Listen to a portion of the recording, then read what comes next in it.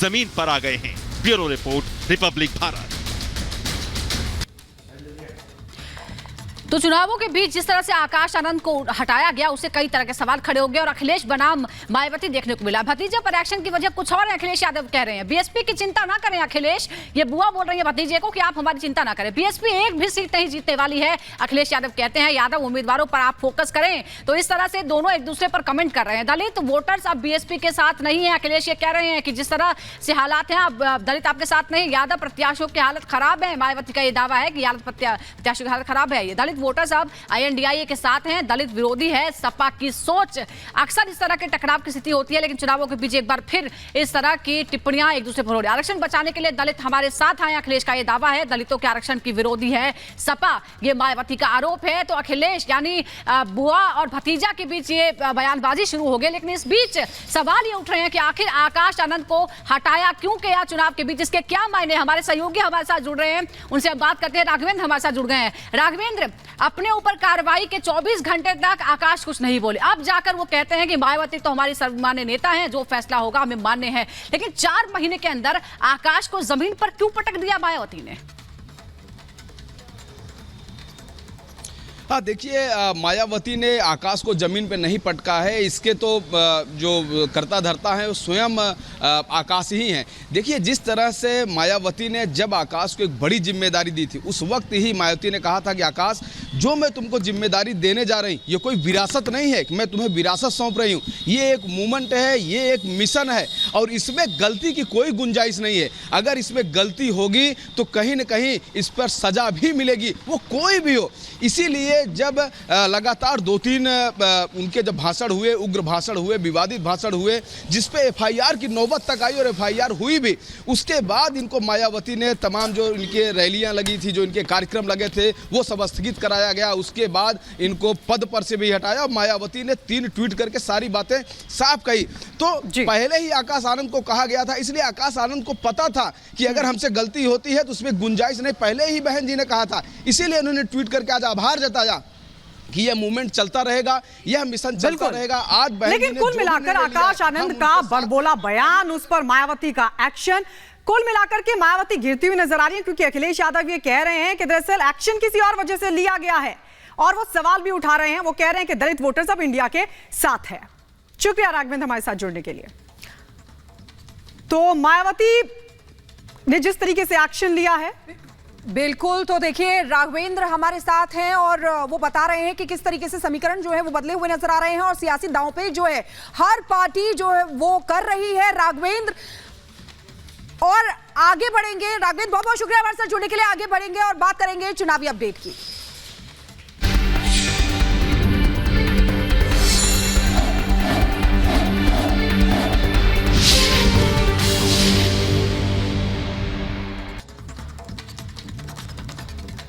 और आइए अब आपको चुनावी अपडेट बता देते हैं, क्योंकि दिग्गज आज भी लगातार धुआंधार प्रचार करेंगे। आप देख रहे हैं इसी कड़ी में अमित शाह तेलंगाना के दौरे पर रहेंगे, जहां वो मोंगीर में जनसभा को संबोधित करने वाले हैं। इसके अलावा योगी आदित्यनाथ जो कि लखीमपुर और सीतापुर में रैलियां करने वाले हैं, जनसभा को संबोधित करेंगे। तो वहीं उत्तर प्रदेश के ही दौरे पर जेपी नड्डा रहने वाले हैं। चित्रकूट और फतेहपुर में वो लोगों को संबोधित करेंगे और वोटों की अपील करेंगे। इसके अलावा आपको बता दें, लगातार ताबड़तोड़ प्रचार का सिलसिला विपक्ष की तरफ से भी बना हुआ है और इसी कड़ी में अखिलेश यादव बहराइच और लखीमपुर खीरी में आज चुनाव प्रचार करते हुए नजर आएंगे। तो ये चुनावी अपडेट हम आपको बता रहे हैं कि आखिर कहां-कहां दिग्गजों की आज रैलियां होने वाली है। अब अगली बड़ी खबर क्या है, ये आपको बताएंगे शिखा।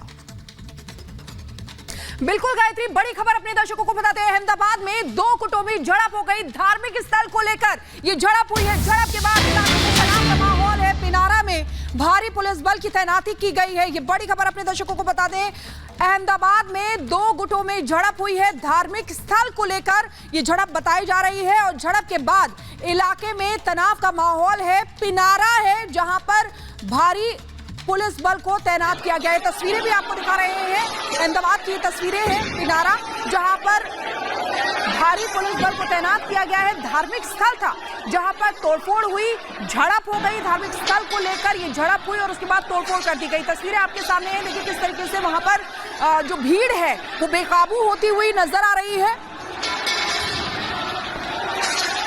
तस्वीरें आपके सामने। तो ये जो स्थल है ये हिंदू मुस्लिम एकता के लिए प्रसिद्ध है, लेकिन एक कार्यक्रम के दौरान दोनों समुदायों के बीच हाथापाई हो गई, झड़प हो गई। फिलहाल ताजा हालात क्या है, हमारी सहयोगी प्रियंका शर्मा की ये रिपोर्ट देखते हैं। इस वक्त हम मौजूद हैं उसी मंदिर पे जहां पर हमने देखा कुछ 24 घंटे से भी कम से पहले एक झगड़ा जरूर हुआ था, दंगा जरूर हुआ था, जिसमें कई सारे जो झुंड हैं आमने सामने आ गए थे और हमने देखा कि कई सारे जो झुंड हैं उनके पास में लाठी थी और पत्थर थे और पत्थरबाजी भी हुई। कई सारा जो टेम्पल के जो मंदिर के जो इंफ्रास्ट्रक्चर है उसको भी तोड़ने की कई सारी कोशिश की गई। दोनों झुंड आमने सामने आ गए थे, जिसकी वजह से पुलिस को लाठी चार्ज करना पड़ा था। और अब कुछ 10 घंटे बाद हम ये देख रहे हैं कि पुलिस की यहाँ पर मौजूदगी बढ़ाई जा चुकी है। यहाँ पर हम देख रहे हैं हर 100 मीटर पे बैरिकेडिंग की जा चुकी है और हैवी पुलिस डिप्लॉयमेंट जिसको हम कह रहे हैं हमें देखने को यहाँ पर जरूर मिल रहा है। मंदिर के गेट के जस्ट बाहर हम यहाँ पर देख सकते हैं कि किस तरह से पुलिस को यहाँ पर डिप्लॉय किया गया है और यहाँ पर सारे जो दर्शनार्थी हैं, जो डिवोटीज हैं, जो अंदर जाना चाह रहे हैं, उनको भी रोका जा रहा है, क्योंकि पूरी जगह को पूरी तरह से सील ऑफ कर दिया जा चुका है, जिससे कि कोई भी कम्युनल टेंशन और आगे ना बढ़े, कोई भी और दंगा आगे ना हो और प्रिकॉशनरी मेजर्स को लेके लॉ एंड ऑर्डर सिचुएशन ना हो, इसीलिए अहमदाबाद पुलिस को यहाँ पर डिप्लॉय भी किया गया है। Rural superintendent of police Om Prakash खुद इसको पूरी तरह से मॉनिटर कर रहे हैं सिचुएशन को, समझने के लिए कि आगे की कोई कार्यवाही किस तरह से की जा सके, जिससे कि पता चले कि ये कोई प्री प्लान्ड कंस्पिरेसी थी या स्पर ऑफ द मोमेंट एक स्कफल जो कहते हैं, झगड़ा जो होता है दोनों झुंड के बीच में हुआ था, वो पूरी जांच की जा रही है। 15 से 20 लोगों को अभी तक डिटेन कर दिया जा चुका है अहमदाबाद पुलिस की तरफ से और पूरी तरह से जो इन्वेस्टिगेशन है की जा रही है। पर हालांकि यहाँ पर पूरी तरह से जो एरिया है उसको सील ऑफ कर दिया जा चुका है। वीडियो जर्नलिस्ट विपिन मोरी के साथ मैं प्रियंका शर्मा, रिपब्लिक भारत। और सीधे हम प्रियंका की तरफ रुख कर लेते हैं। हमारे साथ हमारी सहयोगी प्रियंका शर्मा इस वक्त जुड़ गई है। प्रियंका, मसला क्या निकलकर सामने आ रहा है? 2 गुटों के बीच झड़प और ये बताया जा रहा है कि जो एफआईआर दर्ज हुई है वो दंगा और हत्या की कोशिश के तहत दर्ज हुई है।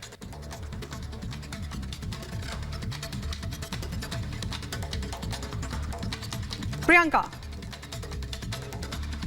हम आपके पास लौटेंगे, लेकिन इस बीच एक बड़ी खबर आपको बता दें। धार्मिक स्थल पर हंगामे का ये मामला, दोनों पक्षों ने एक दूसरे पर दर्ज करा दिया एफआईआर। ट्रस्टी समेत 34 लोग गिरफ्तार हुए हैं। आपको बता दें कि दंगा और हत्या की कोशिश का यह केस दर्ज हुआ है। 2 गुट जिनके बीच जबरदस्त बवाल हुआ है और यह बताया जा रहा है कि धार्मिक स्थल को लेकर यह बवाल हुआ है। दोनों पक्षों ने अब एक दूसरे के खिलाफ एफआईआर दर्ज करा दी है और यह बताया जा रहा है कि ट्रस्टी समेत 34 लोग गिरफ्तार कर लिए गए हैं जिन पर केस दर्ज हुआ है और केस दर्ज हुआ है दंगा और हत्या की कोशिश के तहत। और हमारी सहयोगी प्रियंका शर्मा हमारे साथ जुड़ गई है। प्रियंका, सबसे पहले ये बताइए कि अभी स्थिति क्या है? 34 लोगों की गिरफ्तारी हुई है, क्या और लोगों की पहचान की जा रही है? जी बिल्कुल, हम आपको बता दें जिस तरह से जो वीडियोस सामने आए हैं उस वीडियोस के तहत पुलिस ने पूरा जो लोग उसमें नज़र आ रहे हैं उनको आइडेंटिफाई किया है, उनको डिटेन किया था और अब अराउंड 34 लोगों को अरेस्ट कर लिया गया है और आगे के कुछ 100 अनआइडेंटिफाइड लोग भी आगे एक इन्वेस्टिगेशन की जाएगी, उनको आइडेंटिफाई किया जाएगा, उनको अरेस्ट किया जाएगा।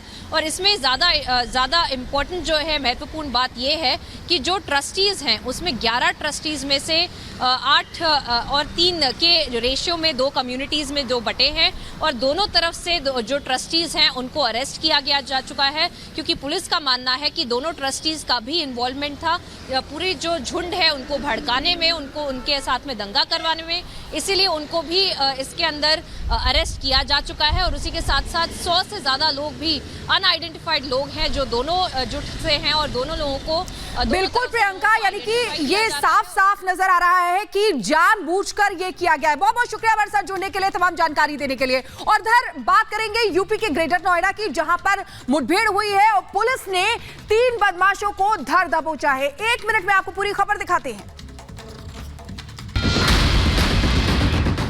यूपी के ग्रेटर नोएडा में हुई मुठभेड़ में पुलिस ने एक बदमाश को धर दबोचा। पुलिस के मुताबिक कुणाल शर्मा की हत्या के आरोपी बदमाश फिर से किसी बड़ी वारदात को अंजाम देने वाले थे। इसकी जानकारी मिलने के बाद पुलिस ने चेकिंग अभियान चलाया। पुलिस ने बताया कि आरोपी गिरफ्तारी से बचने के लिए भाग रहे थे। जब पुलिस ने उन बदमाशों का पीछा किया तो उन लोगों ने पुलिस के जवानों पर फायरिंग शुरू कर दी। जवाबी कार्रवाई में पुलिस के जवानों ने बदमाशों पर गोलीबारी की। पुलिस और बदमाशों के बीच हुई मुठभेड़ में बदमाश के पैर में गोली लग गई, जिससे वो घायल हो गया। इसी कॉम्बिंग में जो एक अभियुक्त है कुणाल, उसको पुलिस मुठभेड़ में गिरफ्तार किया गया है। एक अन्य अभियुक्त इसमें हिमांशु है, उसे गिरफ्तार किया गया है। मनोज जो एक अन्य अभियुक्त है और मृतक का परिचित भी है, साथ में रिश्तेदार भी है उनकी, उसको भी गिरफ्तार किया गया है। जो फीमेल थी इसमें, जो अभियुक्ता थी, उसकी भी गिरफ्तारी इसमें शीघ्र करी जाएगी। पुलिस ने इस मामले में केस दर्ज कर पूछताछ शुरू कर दी है। Bureau report, Republic Bharat.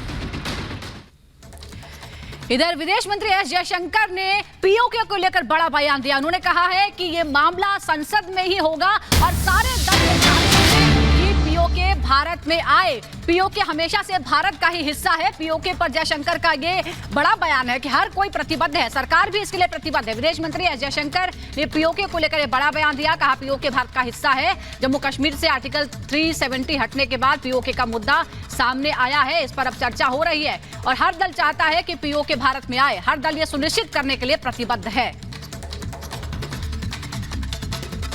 Every political party of this country is committed to ensure POK, which is a part of India, returns to India. This actually is our national commitment.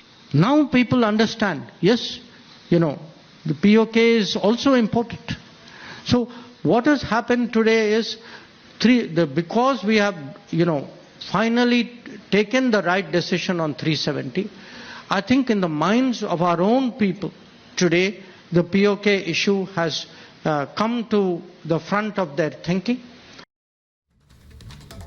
और आपको बता दें, गौरीकुंड से आज रवाना बाबा केदारनाथ की डोली रात्रि विश्राम के बाद थोड़ी देर पहले तीसरे पड़ाव से रवाना हुई है। पंचमुखी डोली कल पहुंचेगी केदारनाथ धाम। कल खुलेंगे बाबा केदारनाथ के कपाट। ओंकारेश्वर मंदिर ऊखीमठ से निकली है डोली। तस्वीरें हम आपको दिखा रहे हैं। बाबा केदार की जो डोली है वो आगे बढ़ चुकी है, रवाना हो चुकी है। गौरीकुंड से रात्रि विश्राम के बाद थोड़ी देर पहले ही तीसरे पड़ाव से रवाना हुई है। साथ ही आपको यह भी बता दें, कल पंचमुखी डोली केदार धाम पहुंचेगी और कल खुलेंगे बाबा केदारनाथ के कपाट। ओंकारेश्वर मंदिर ऊखीमठ से निकली है डोली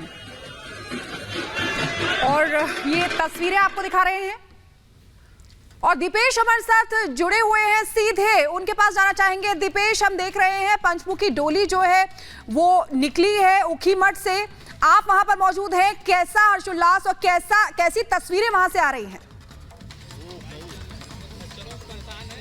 देखिए, बिल्कुल शिखा, ऊखीमठ से डोली निकले हुए 2 दिन हो चुके हैं और कल रात जो है वो ये डोली बाबा केदार के गौरी कुंड में रुकी हुई थी। ये केदार घाटी है यहाँ पर गौरी कुंड, जहाँ से जो श्रद्धालु हैं वो पैदल यात्रा की शुरुआत करते हैं, वहां पर ये डोली रुकी हुई थी। और उसके बाद आज सुबह 8 बजे ये डोली केदारनाथ के लिए रवाना हुई है गौरी कुंड से होते हुए। और ये जो पूरा रास्ता है, इसी रास्ते से पैदल होते हुए यात्री जो है वो बाबा केदार के धाम पर पहुंचते हैं। अभिषेक से कहूंगा जरा, ये आम श्रद्धालु हैं जो पैदल जा रहे हैं, इनसे बातचीत करते हैं।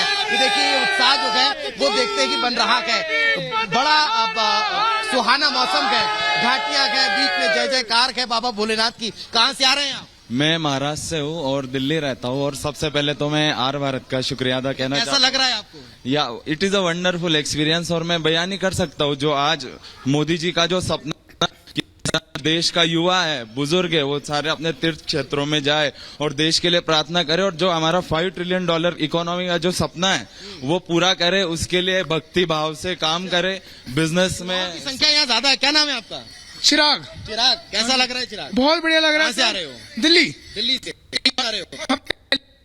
डर तो नहीं है? डर तो कुछ नहीं है, बाबा का नाम लेते रहो और चढ़ते जाओ। ऐसा लग रहा है कि हर जगह बाबा विद्यमान है। हाँ। आइए आगे आइए, क्या नाम है आपका? युवराज। युवराज भाई, कैसा लग रहा है? हम तीनों साथ में ये दिल्ली से आए। पसीना पसीना हो रहे हो? मेहनत पैदल जा रहे हो? पैदल चलेंगे जी पूरा। अच्छा। बाबा के नाम पे। कितने घंटे लगते हैं पैदल पहुंचने में? अगर आप सही से चलते रहे 6 घंटे लगेंगे। अच्छा। बाकी यहाँ के पहाड़ी लोग तो 2.5 घंटे में कर लेते हैं। हम तो आराम से जाएंगे, हम तो 8-10 घंटे लगाएंगे। रात जयकार करते हुए, बम बम बोले के जयकारे लगाते हुए। ये देखिए, ये घोड़े से भी जो है वो कुछ श्रद्धालु जो है वो घोड़े से भी जा रखे हैं, कुछ पैदल जा रखे हैं। कहाँ से आ रहे हैं दीदी आप? कहाँ से आ रहे हैं आप? जानते हैं। अच्छा, कुछ लोगों को बात नहीं करनी है। कहाँ से आ रहे हो भाई? वेस्ट बंगाल से। वेस्ट बंगाल। कैसा लग रहा है?